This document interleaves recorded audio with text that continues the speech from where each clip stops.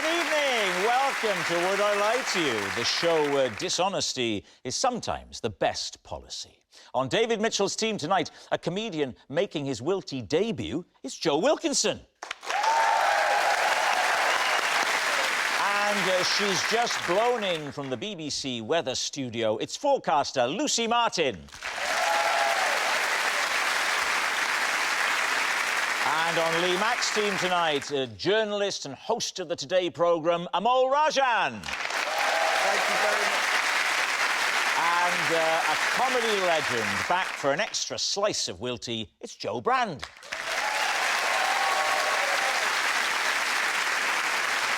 We begin with round one, Home Truths, where our panellists read out a statement from the card in front of them. To make things harder, they've never seen the card before. They've no idea what they'll be faced with. It's up to the opposing team to sort the fact from the fiction. And Joe Brand is first tonight. After a misunderstanding, I once became a chauffeur for one of the Jackson 5. David Mitchell. Which one of the Jackson 5? Jermaine. Oh, that's a shame. So, why were you accidentally a chauffeur? Well, I was at an event. There were lots of celebrities there. It was at a huge venue in Leicester Square. I was with my best friend's husband. Oh, that's very broad-minded. You're at the event. What's the misunderstanding? Well, this very flustered sort of PR type came up to me and said, oh, I've got a terrible dilemma. One of my clients' car isn't here. And do you have a car? And I said, yes, do. She said, could you possibly drop my client off on your way home? But when I said to her, yes, I do have a car, she thought I meant a chauffeur-driven car. But I have my own car around the corner. So I said, well, I'll just go and get it and sort it. And what sort of car did you bring? It was a Saab. It's a nice car, a Saab. Yeah. Saabs are nice. It's not the sort of car that you'd expect to be sort of sent for a pop star to be driven away in, though. So No. So it's good. It's visually incongruous, but still a quality piece of Swedish engineering. Which is exactly what I said to Jermaine. So you pull up outside, and out comes Jermaine Jackson. With his wife. Yes. Oh, right. So now this is quite cramped for a Saab. What state was your car in? I mean... Not good. Bird feces on the windscreen. And just like a mess inside. Really? And how did he react when he got in? Oh, he was very kind of polite. It was a bit like taking a child to nursery in many ways. In what way? Well, he just seemed to be going... So how dirty was your car? And there were lots of paps around. So there were, like, 3 paps on the bonnet of my car. No. There were, like, trying to obviously not get my best friend's friend Roland's picture. And... So in the papers the next day, who is the mystery man with Joe Brand and Mr. and Mrs. Jermaine Jackson? Just while we're here, very quickly... Yeah. One of the dads from my daughter's primary school, he came out of a restaurant at the same time as Barry Manilow a few years ago, and they were papped, and his picture went all the way around the world as Barry Manilow's new husband. That's brilliant. What are you thinking, Lucy? Does this strike you as true? I'm going to go lie. Why? There are a few elements. Driving to Leicester Square, one of them. That's a very good point. Who the heck drives to Leicester Square? I had a question about that. Where were you parked? Yes. It's always about the admin with David. If this is true, she's been telling this anecdote for years, and no one's ever gone, where did you park? That's because previously she wasn't in a context where people were going to go, I think you're lying. They were just happy happy to enjoy the anecdote. Whereas the situation I've been put in is I have to decide whether or not it's true, which means I have to break social convention to a certain extent and be more sceptical about the anecdote than I would be at, say, a party. So, Joe, I ask you again. On the occasion when you picked up Jermaine Jackson from a large venue in Leicester Square, where did you go to fetch your car from? You must remember that walk. You're leaving the event, you're going with your Do you know friend's what, David? husband. I disagree. You're I going think with if you your were at a friend's husband. party, you would talk like this. Yeah.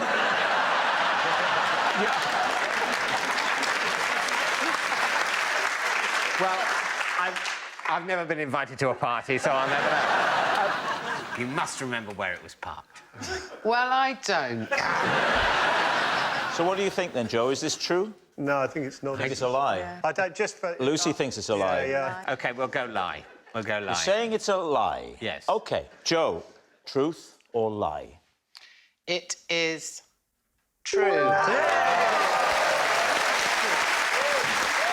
It's true. Joe did once give a lift to Jermaine Jackson. Joe Wilkinson, you're next. That's good.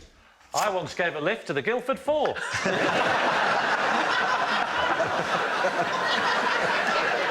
Well, Joe is sporting a very sort of open prison look tonight.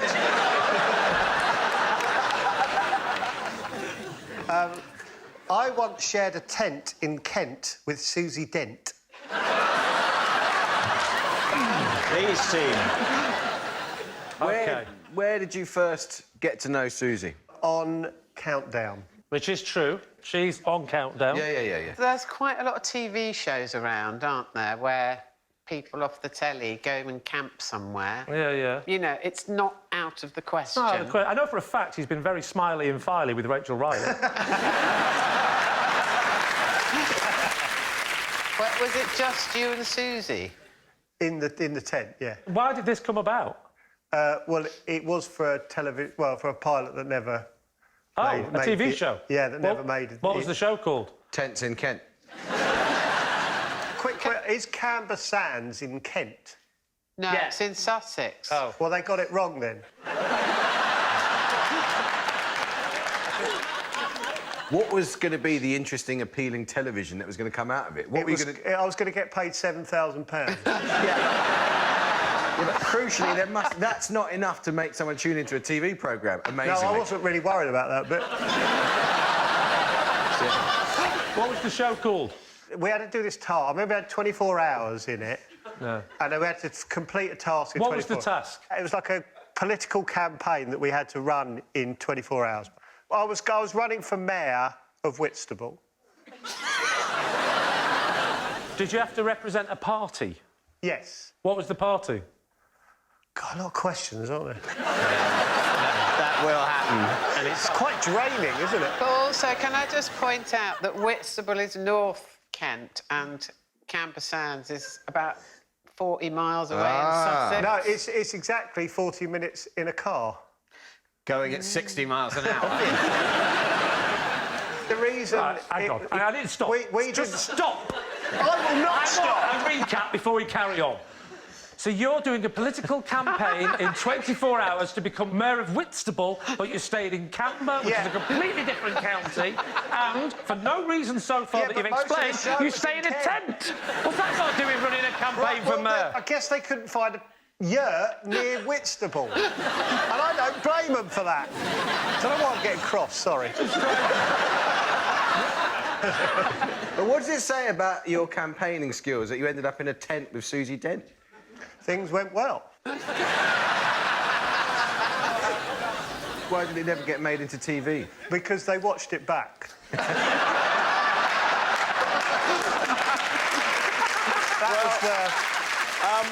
What do we think? Joe, what are you thinking? Oh, I really want to believe it, but I just don't. Oh, fair enough. I could have believed you're in a tent with Susie in Kent, but I think the whole political campaign thing's just... It's a distraction. OK. All right. What's it going to be? We're going to say it's a lie, are we? It's a lie, it's a lie. I think so. We think it's a lie. I think it's a lie. Joe, were you telling a lie or were you actually telling the truth? It was a lie. I believe you. Yes, it's a lie. Joe didn't share a tent in Kent with Susie Dent. Amol, you're next.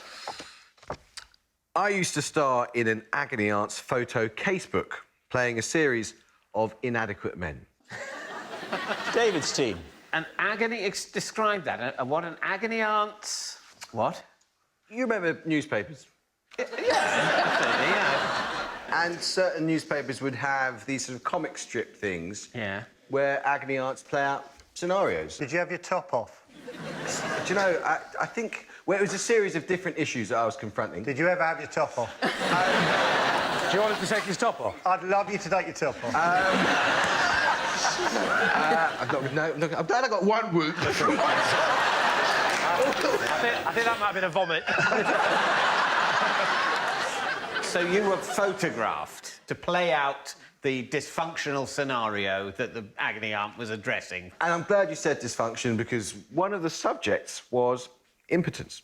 Can you remember what the tableaus were? I think it would usually involve a kind of relationship. Right. Yeah. Where I would be pictured, often with someone who is out of my league, and I'd sort of have real questions and self-doubt, and there'd be a little thought bubble that said, I just can't make it happen. Yes. I mean, I'm looking now at the panel, and I'm thinking, what a lovely opportunity to recreate, because Lee is a hell of an actor.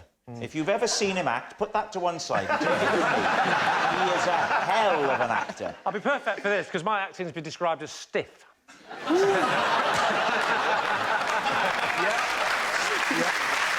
So what if we imagine there's a problem, he's your wife, there's a problem in the relationship, and you've got to find a pose now that could be a still that would convey this for us. OK, I think you'd be trying to sort of show me affection and romance, and I'd be sort of going...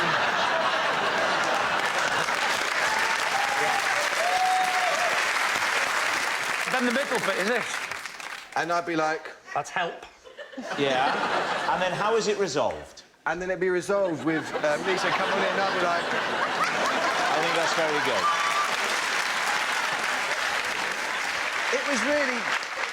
It was really to sort of bring alive scenarios that people could relate to. What was the publication? It was actually for a TV programme. Which TV show? It was called The Right Stuff. OK, what do you think, Joe? Does it strike you as true? Yeah, it really does, because it's so, like, who would make that up? But I'm not even clear what's been made Do you not read up. the Mirror?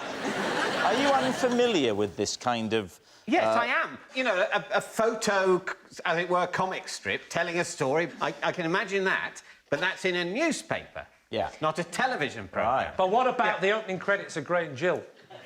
Oh, yes. Yes. Yes. Yes. That was a comic strip film. And it was, yes. And unlike that one, this one didn't have a big sausage.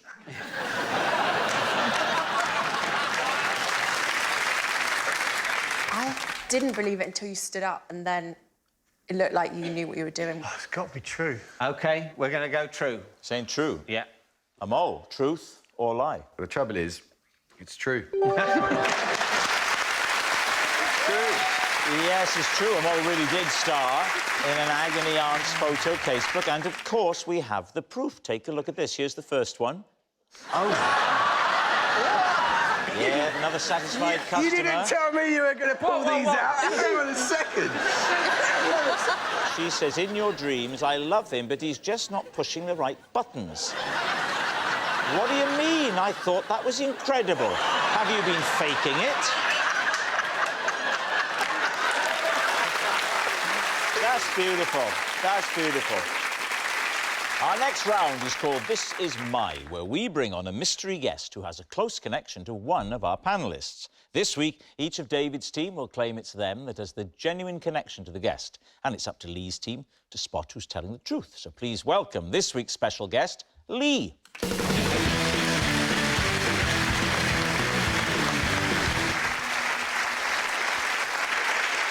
So, Joe, what is Lee to you? This is Lee, and we once managed to run ourselves over. Right. Lucy, how do you know Lee? This is Lee. He walked behind me during a live weather forecast and fell down a big hole.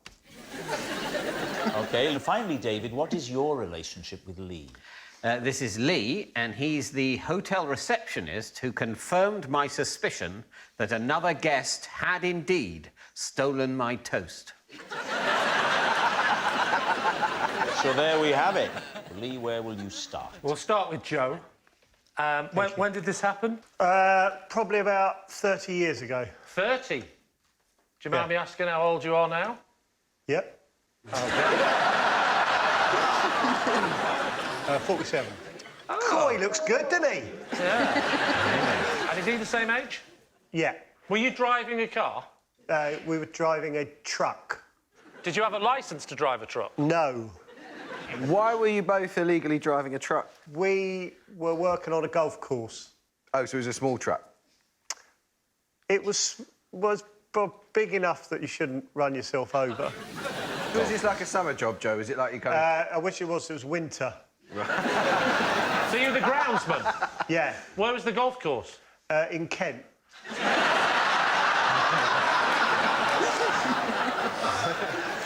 And what specifically was this vehicle for?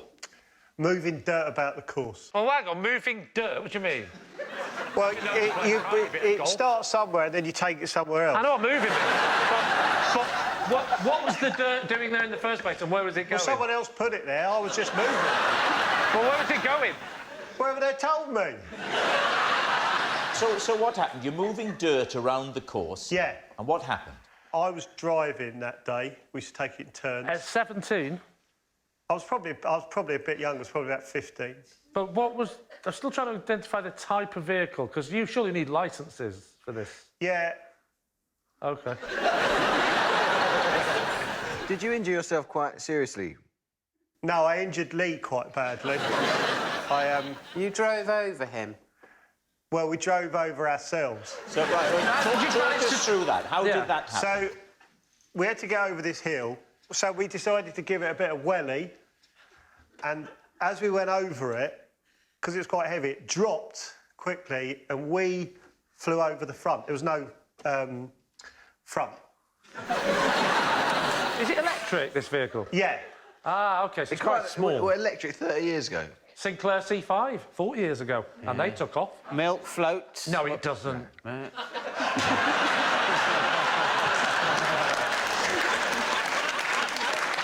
So you go. So you go up a hill. You said then you drop. And what happens? And we flew over the front. Both of you. Yeah. And the vehicle has what? Run over you? Yeah. Actually gone right over your body. Well, the weird thing was, it was a three-wheeler, so the wheel went in between us, and we both rolled out the way of the back wheels. Whoa. So, oh, God. Joe, that in this game is called pushing your luck. How come, if the wheels went over both of you, he got much more badly injured than you did?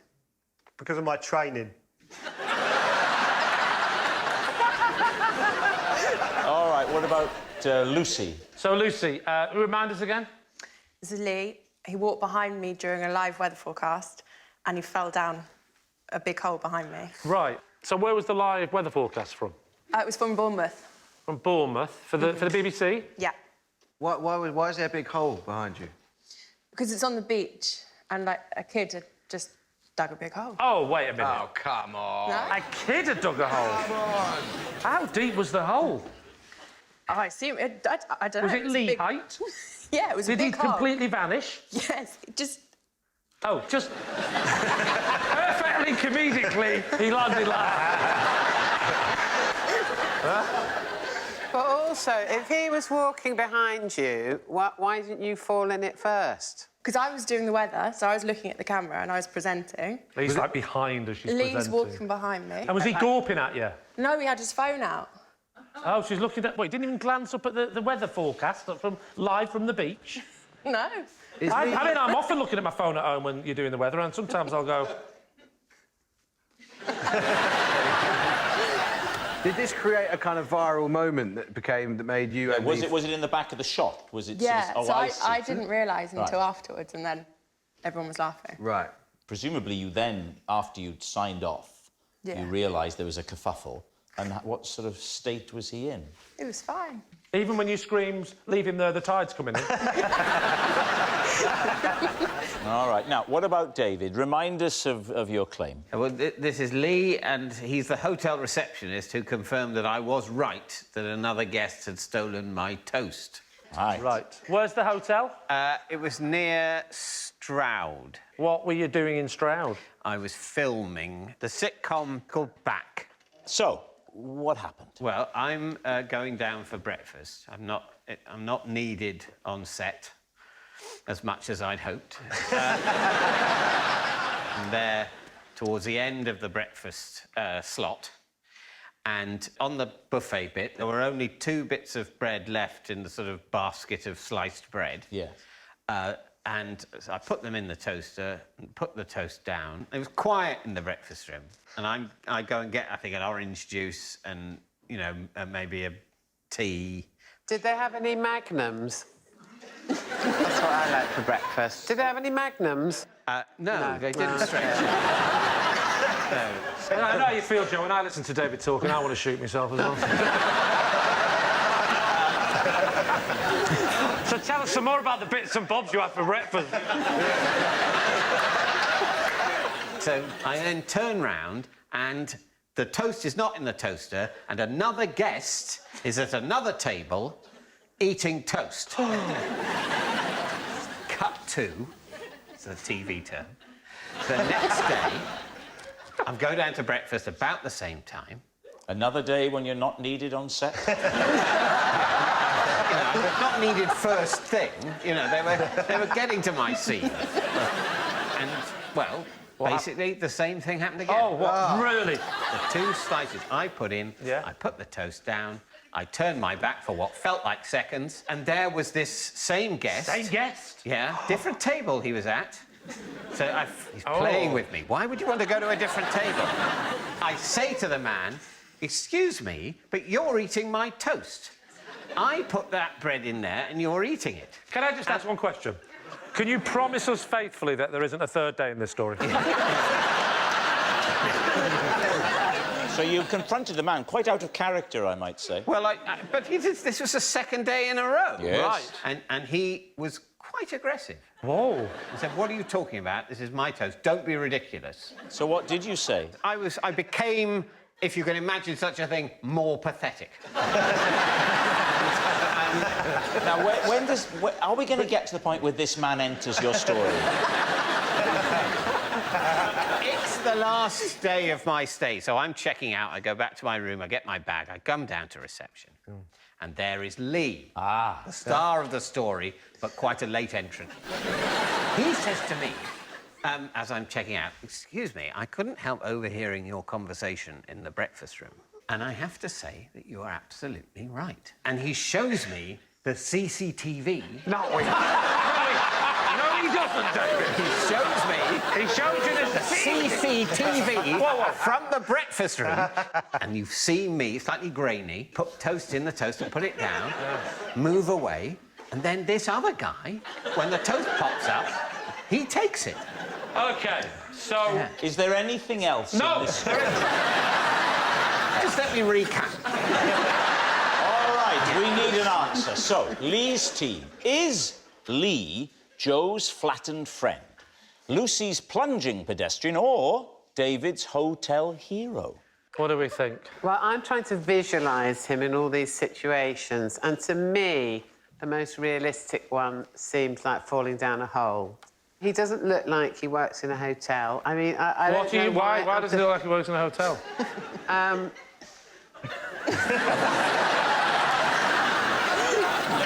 Well, because I've been to lots of hotels and I've never seen anyone that looks like him.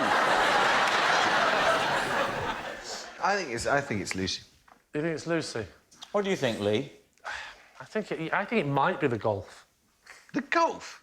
Admitting to large-scale criminality on primetime TV. I don't know if it is criminality. 15-year-old driving a truck round a golf course. A 12-year-old can drive a motorised quad bike. Can they? Well, I hope so.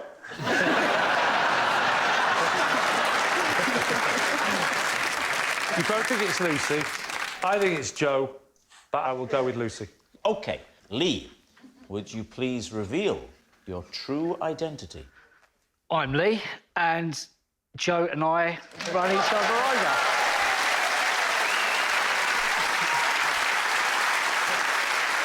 Yes, Lee is Joe's flattened friend. Thank you very much, Lee.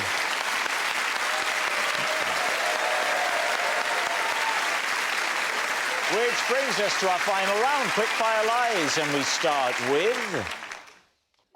It's Lucy. OK. I don't know why she does it, but every time Lee Mack appears on the telly, my cat hides under the sofa. Wow.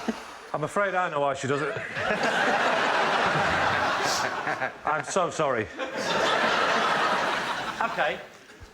What's your cat called? Hattie. Hattie. And is it only Lee that elicits this very strong reaction? Yes. On any show or on this show? Mostly this show. He must be darting in and out a lot. He must be knackered by the end of the show. It's a girl. A she, sorry. Thank you. I should know that.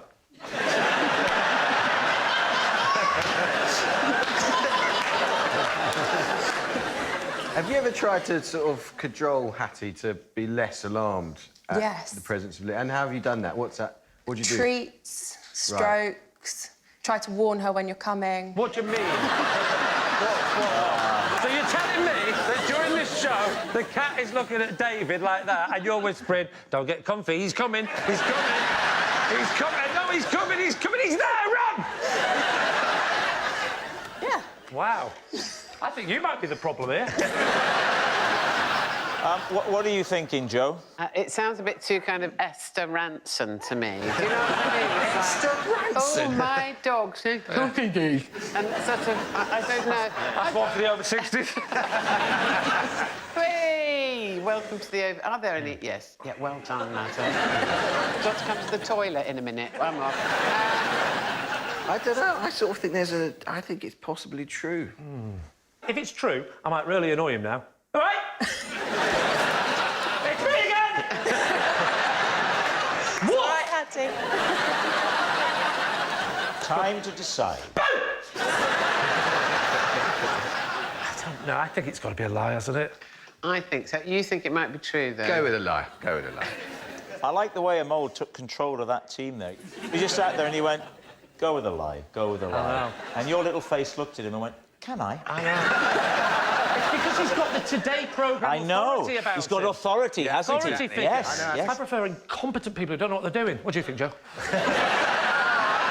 Let's go with the mole, just Go with for true. Go a with true. laugh. Go with the mole. Go with All true. right, Go on, then. let's do it. It is true. You're going to say it's true. Lucy, is it true or is it a lie? It's a lie. Sorry. It's a lie. Lucy's cat doesn't hide when Lee's on the telly. Well, that noise signals time is up. It's the end of the show. I can reveal that David's team have won by 3 points to 2.